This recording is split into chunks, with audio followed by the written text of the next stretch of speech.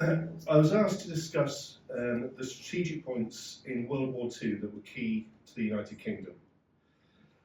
Britain was unique during the war. We were the only country to fight from September 1939 to the final day of the war. We were also the only country that entered the war because of a treaty promise, not because we were attacked or attacked anyone else.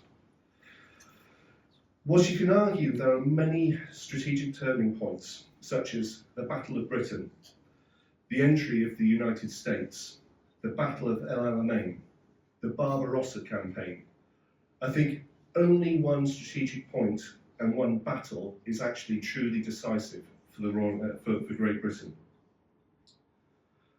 Lasting 5 years, 8 months and 5 days, the Battle of the Atlantic ran throughout most of the UK's war effort. It was not just a naval battle, it was the battle for Britain's survival.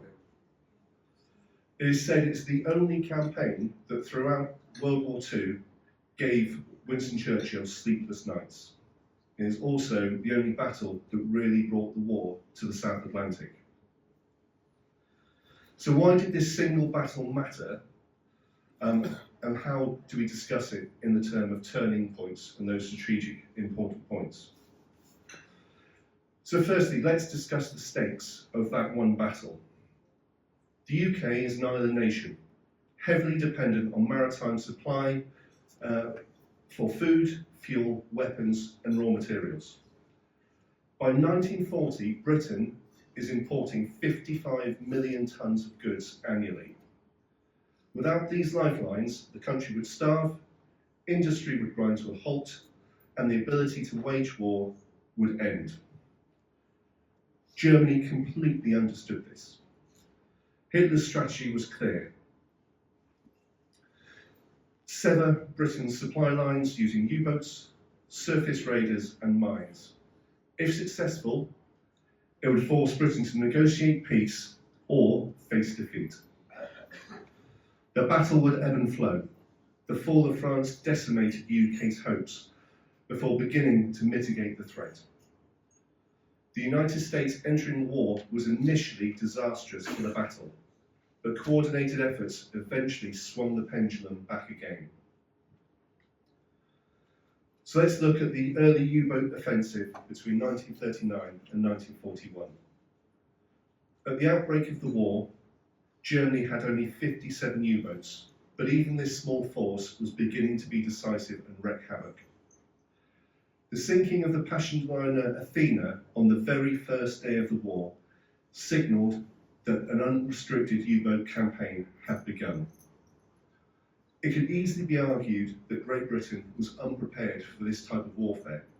However, the Royal Navy in 1939 had more sonar sets in service than the rest of the world combined.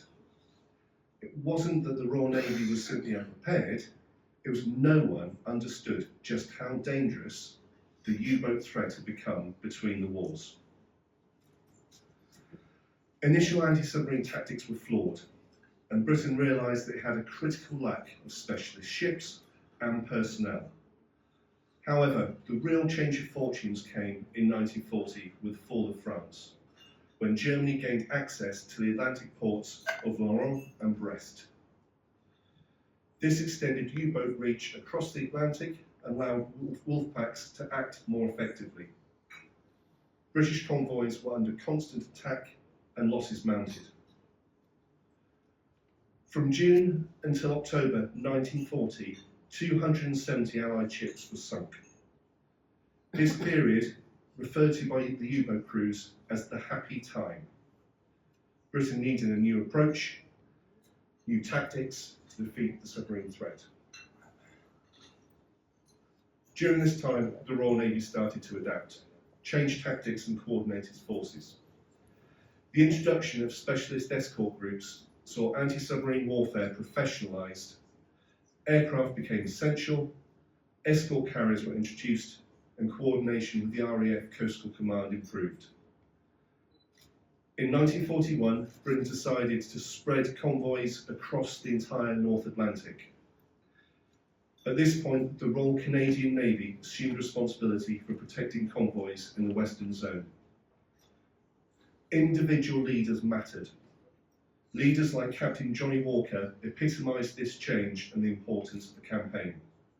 One of the few professional anti-submarine officers at that time, he introduced tactics that ourselves and the Chilean Navy still use today in anti-submarine warfare.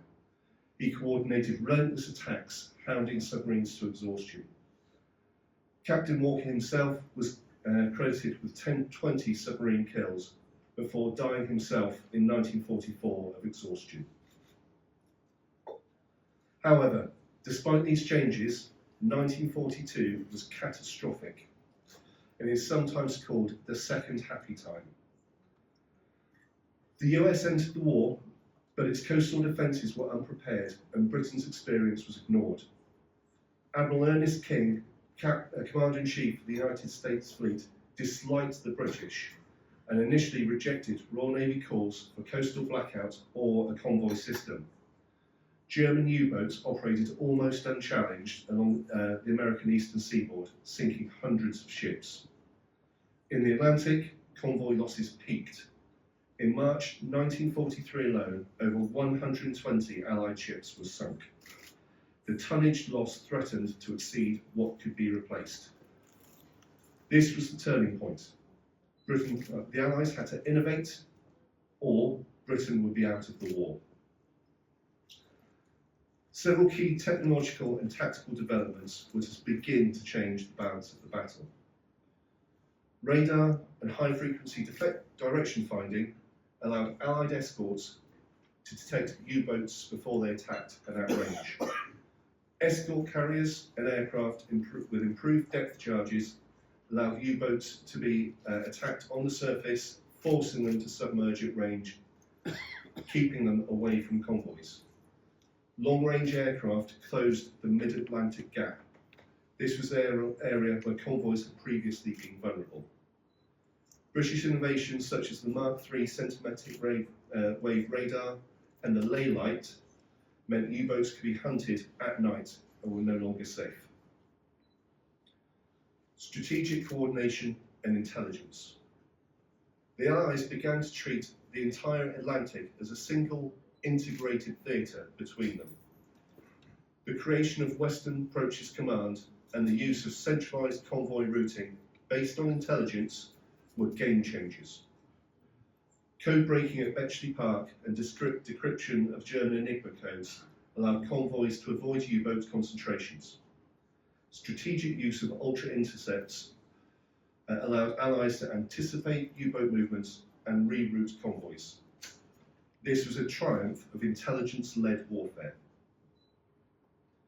The turning point of the battle was convoy ONS 5, made up of 43 merchantmen escorted by 16 warships. It was attacked by a pack of 30 U-boats. Although 13 merchant ships were sunk, 6 U-boats were also sunk by Allied escorts or aircraft. 2 weeks later, SC-130 saw at least 3 U-boats destroyed and at least 1 damaged for no loss of merchant ships. This would be known as Black May. Dönitz called off attacks in the North Atlantic, admitting he had lost the Battle of the Atlantic. By 1944, the tide had turned. U-boats were still a threat, but Allied dominance in the air and sea made operations increasingly costly and ineffective. The introduction of new technologies, such as the Hedgehog or Squid anti-submarine mortar and improved sonar systems, further reduced U-boat effectiveness. German innovations, such as acoustic torpedoes, were not able to change the course of the battle.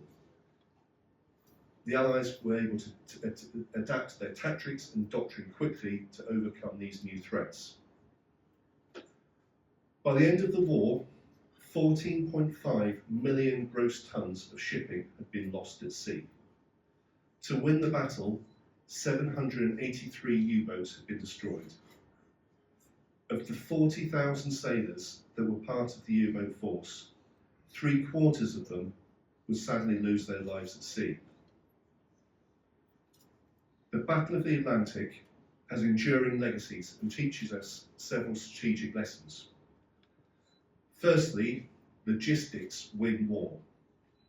The control of the supply lines is vital, more vital in many ways than winning victories on the battlefield. Over 1 million tons of supplies per week and a total of 6.8 million personnel were transported across the Atlantic by sea, making it the most vital supply line of the war. Innovation under pressure is essential. Radar, sonar, code breaking and air power were all decisive. The rapid development of maritime patrol aircraft, vital to this day as a critical asset, was one of the most pivotal developments of the war. Intelligence integration transformed strategy. Whilst the development of code-breaking computers at Bletchley Park changed the world, code-breaking was nothing new. It was the fusion of signals intelligence with operational planning that was revolutionary. Coalition coordination matters. The US failure to work with the British in 1942 directly led to the Second Happy Time. The battle was won through British, Canadian and American forces working together to protect convoys and share tactics, doctrine and intelligence. The Battle of the Atlantic was the longest continuous campaign of World War II. It was a battle of attrition, adaptation and strategic foresight. Without the victory in the Atlantic, there would have been no D-Day, no liberation of Europe, and perhaps no Allied victory. For the United Kingdom, it was a fight for survival, with strategic moments and turning points every single day of the war. And for the Allies, it was proof that strategic and innovation and cooperation could overcome even the most formidable of threats.